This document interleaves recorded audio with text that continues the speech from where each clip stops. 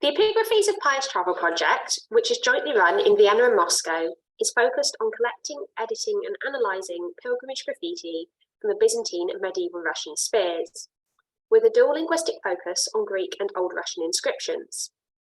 Our ultimate goal is the creation of an online catalogue and database of this material, accompanied by an interactive map with which viewers can access information about the placement of graffito and compare it to compranda both within the same site and across regions. We have just celebrated the conclusion of the first year of the Viennese side of the project, in which time we've collected and edited around 950 Greek pilgrimage inscriptions from regions in the Byzantine East. The Epigraphies of Pious Travel project is examining graffiti from Christian sites, and in particular those graffiti which can be associated with religiously motivated travel and worship. The focus on religious data is common for studies of historic graffiti in general and medieval and Byzantine graffiti in specific, with several recent publications focusing on cultic graffiti from this era. For example, Brian Wall Perkins and Antonio Fell's 2021 volume on Eastern Mediterranean religious graffiti. Looking within our own programme today, there are a number of papers focusing on Christian informal inscriptions in Western Europe. As we study graffiti, however, we should be mindful not to flatten the data into only two categories, that which exists at a religious site and that which exists at a secular site. Within the category of religious inscriptions, we can recognise a remarkable amount of diversity in the ways the graffiti tradition would manifest. Notably, the scale of a site, its purpose, and the demographics of visitors can all have significant influences on where graffiti is placed within a church. In this paper, I'd like to highlight three different churches which are featured in the Epigraphies of Pious Travel project to examine how the context of a building and the demographics of its pilgrims led to different distributions of graffiti across the architecture of these spaces. The three sites I'd like to examine are Hagia Sophia, the city cathedral of Constantinople, which has been marked in red on the screen, the Church of St. John, which was an apostle's tomb and pilgrimage site, which is marked in blue, and Horvat Qasra, a rural cave chapel located in southern Israel and which has been marked in green.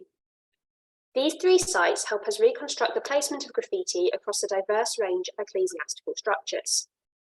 So, without further ado, on to Hagia Sophia.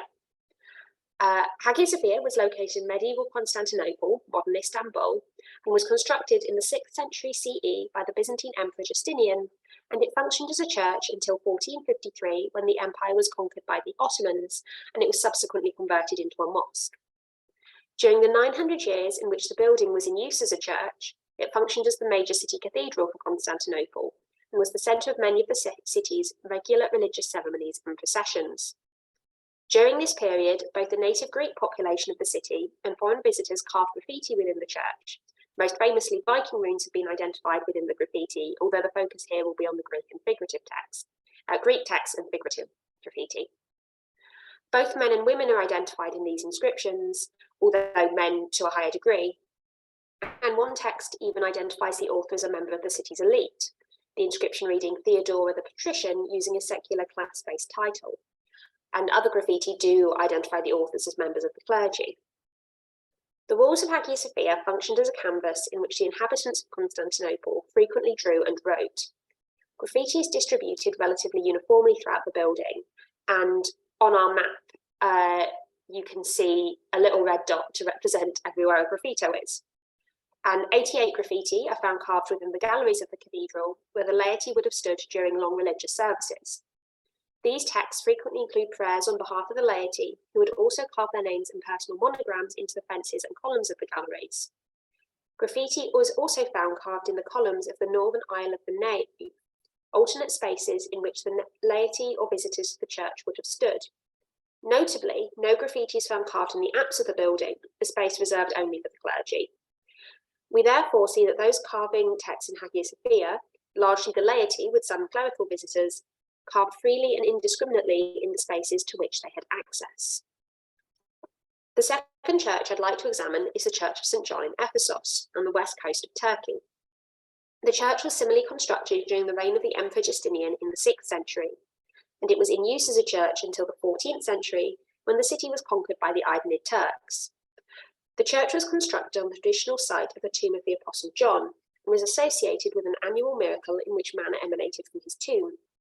The manna was then distributed to pilgrims in clay flasks, which could be taken away from the pilgrimage site back to the home destination of these pious travellers. Within the graffiti found at the church, there are references to both male and female pilgrims. We also find 2 texts identifying the author as a member of the laity, and 4 indicating they're a member of the clergy. One inscription, carved by the monk Petros, states he came from Scaphis, a town in Syria, and therefore attests to the long-distance travel which pilgrims undertook to reach the Church of St. John. The graffiti within the building bears some distribution similarities to that seen at Hagia Sophia.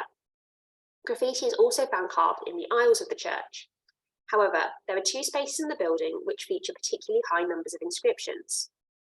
The first of these is the entrance to the church through the southern end of the narthex, where there are 12 inscriptions. The second hotspot is the northern aisle of the church, where 8 graffiti are found carved surrounding a fountain. So why are inscriptions carved in these hotspots? The graffiti carved at the entrance from the narthex seems to be a common place to inscribe graffiti at the religious spaces in the Eastern Mediterranean.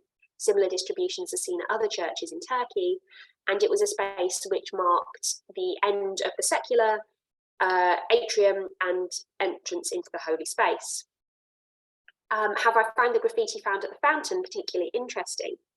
If you allow me to briefly speculate, I'd suggest that the graffiti here is associated intrinsically with the function of the church as a large-scale pilgrimage centre associated with the tomb of an apostle.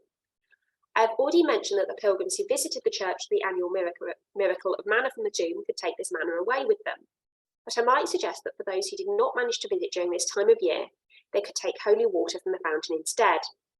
This practice would still make a connection between the holy site and the traveller which extended beyond their original journey.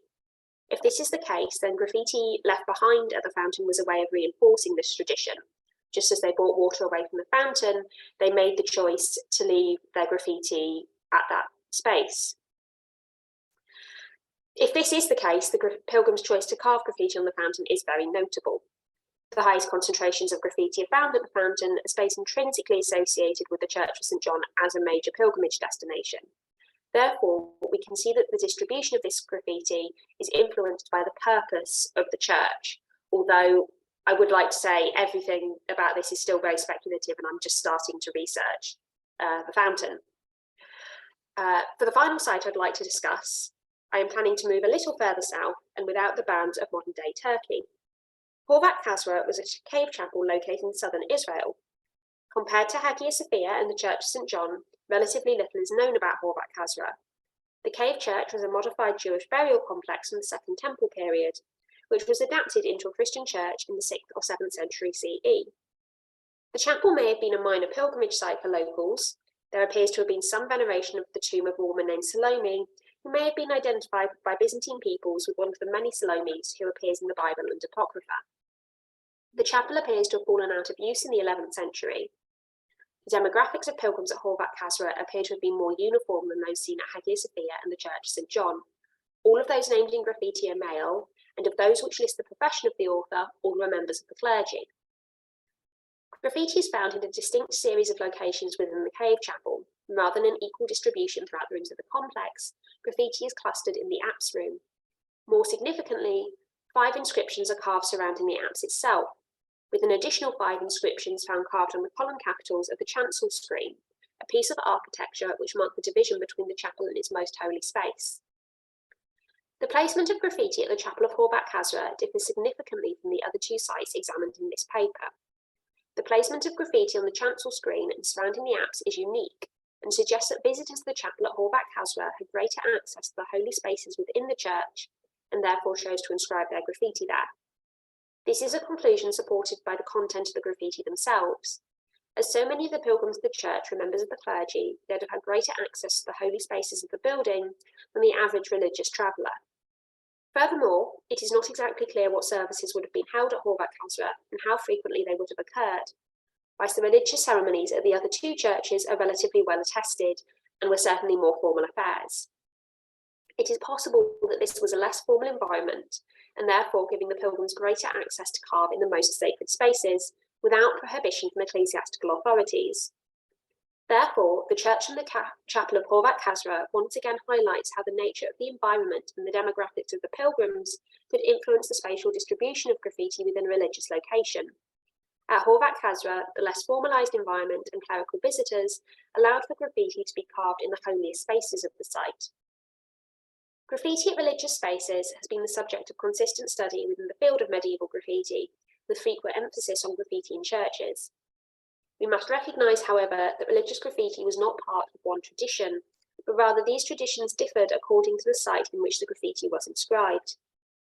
This is apparent in the spatial distribution of graffiti, which varies significantly according to the different sites in which it was placed. For examples from the Byzantine Empire, we can see that graffiti at Hagia Sophia in Constantinople, the Church of St. John in Ephesos, and the cave chapel at Horvat Qasra in the Israeli countryside each follow distinct patterns of distribution. These distributions are impacted by the scale and purpose of the site, as well as the demographics of pilgrims who visited and carved their informal texts and images. At Hagia Sophia, graffiti is found throughout the galleries and the aisles, dominating the spaces in which the laity would stand during religious services. At the Church of St. John, graffiti is clustered around a fountain, which may have been part of pilgrimage ceremonies to the tomb of the apostle, and suggests that pilgrims sought to record their prayers and desires in the spaces they interacted with as part of a pilgrimage ritual. Finally, at the cave chapel of Horvat Qasra, the greater access to the holy spaces of the site by clerical pilgrims meant they carved their informal inscriptions within the apse and on the chancel screen. Going forward, it is important for scholars of medieval graffiti to examine the spatial distribution of texts and images at religious sites, and to consider how the scale and purpose of a cult building impacts the distribution of these texts. The Epigraphies of Pious Travel project will centre studies on the spatial layout of graffiti and create digital tools to make this information accessible to the general public and scholars alike to further facilitate these studies. Thank you.